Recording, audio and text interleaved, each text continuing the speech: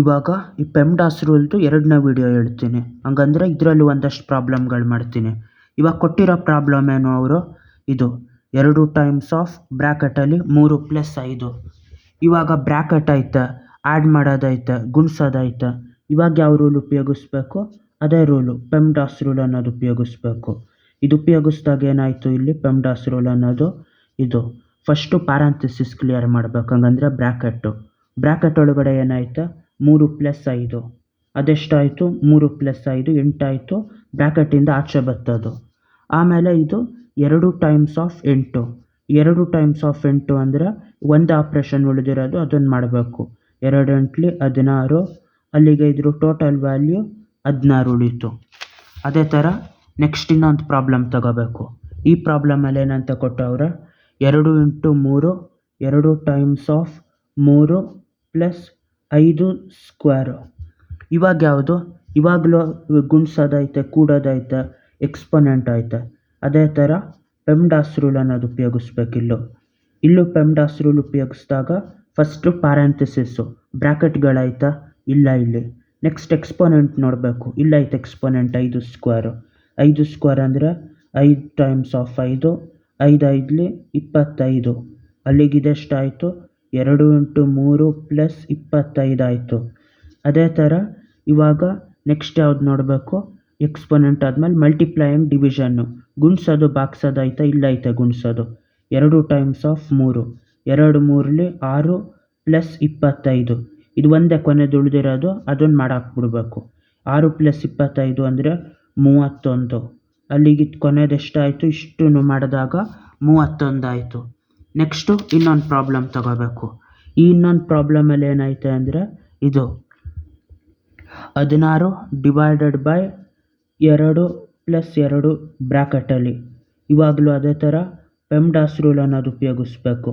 ಈ ಪೆಮ್ಡಾಸ್ ರೂಲ್ ಅನ್ನೋದು ಉಪಯೋಗಿಸಿದಾಗ ಏನು ಮಾಡಬೇಕು, ಫಸ್ಟು ಪ್ಯಾರಂಥೆಸಿಸ್ ನೋಡಬೇಕು. ಇದು ಬ್ರ್ಯಾಕೆಟ್ ಒಳಗಡೆ ಇರೋದು ಕ್ಲಿಯರ್ ಮಾಡಬೇಕು. ಇಲ್ಲಿ ಫಸ್ಟ್ ಇಂಪಾರ್ಟೆನ್ಸ್ದು 2 + 2 ಎಷ್ಟಾಯಿತು 4. ಒಂದೇ ನಂಬರ್ ಇದ್ದಾಗ ಬ್ರ್ಯಾಕೆಟಿಂದ ಆಚೆ ಬರ್ತದೆ ಅದು. 16 / 4 ಅಂದರೆ ಒಂದೇ ಸಿಂಬಲ್ ಇರೋದು, ಅದನ್ನು ಮಾಡಬೇಕು ಬೇಗ. 16 / 4 ಅಂದರೆ ಈ ಥರ 4 1 4 4 16. ಇದ್ರ ಟೋಟಲ್ ಉತ್ತರನೇ 4. ಅದೇ ಥರ ನೆಕ್ಸ್ಟ್ ಯಾವುದನ್ನು ಮಾಡಬೇಕು, ಇದು ನೆಕ್ಸ್ಟ್ ಪ್ರಾಬ್ಲಮಲ್ಲಿ ಏನಂತ ಕೊಟ್ಟವ್ರು, ಇದರಲ್ಲಿ 3 ಸ್ಕ್ವೇರ್ + 4. ಇಲ್ಲಿ 3 ಸ್ಕ್ವೇರ್ + 4 ಅಂತ ಕೊಟ್ಟವ್ರೆ. ಇದರಲ್ಲೂ ಅದೇ ಥರ ಪೆಮ್ಡಾಸ್ ರೂಲ್ ಉಪಯೋಗಿಸ್ಬೇಕು. ಈ ಪೆಮ್ಡಾಸ್ ರೂಲ್ ಅಂತ ಉಪಯೋಗಿಸಿದಾಗ ಏನಿದ್ರಲ್ಲಿ ಫಸ್ಟು ಪ್ಯಾರಂಥೆಸಿಸ್ ಆಯಿತಾ ಇಲ್ಲ, ಇದರಲ್ಲಿ ಯಾವುದೈತೆ ಎಕ್ಸ್ಪೊನೆಂಟ್ ಐತೆ, ಸ್ಕ್ವೇರ್ ಐತೆ 3 ಸ್ಕ್ವೇರು.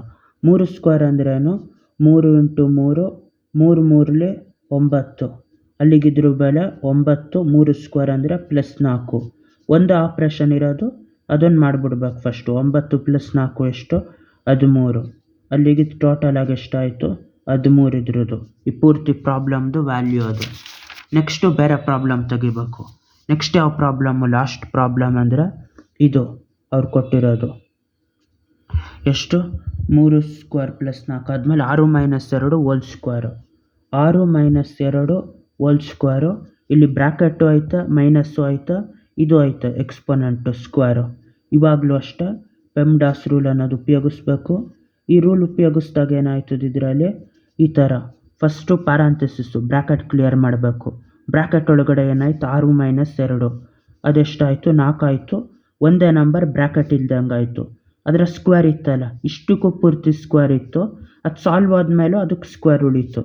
ಈ ಸ್ಕ್ವೇರ್ ಏನು 4 ಸ್ಕ್ವೇರ್ ಅನ್ನೋದು 4 ಟೈಮ್ಸ್ ಆಫ್ 4. 4 4 16 ಆಯಿತು. ಅದೇ ಥರ ಈ 4 ಸ್ಕ್ವೇರ್ ಅನ್ನೋದು 16 ಆಯಿತು ಅದ್ರ ವ್ಯಾಲ್ಯೂ. ಅದೇ ಥರ ನೆಕ್ಸ್ಟು ಇನ್ನೊಂದು ಪ್ರಾಬ್ಲಮ್ ಹೇಳಿರ್ತೀನಿ, ಅದನ್ನು ಮಾಡಿಬಿಟ್ಟು ಉತ್ತರನ ಕಮೆಂಟ್ ಸೆಕ್ಷನಲ್ಲಿ ಹೇಳಿ ಏನಂತ ಇದ್ರದ್ದು ಪ್ರಾಬ್ಲಮ್ದು. 9 + 3 ಟೈಮ್ಸ್ ಆಫ್ 9 + 3 ಟೈಮ್ಸ್ ಆಫ್ 8 / 4. ಇದ್ರದ್ದು ಪೂರ್ತಿ ಎಷ್ಟು ಉತ್ತರ ಅಂತ ಮಾಡಿಬಿಟ್ಟು ಇದು ಹೇಳಿ. ಬಾಯ್.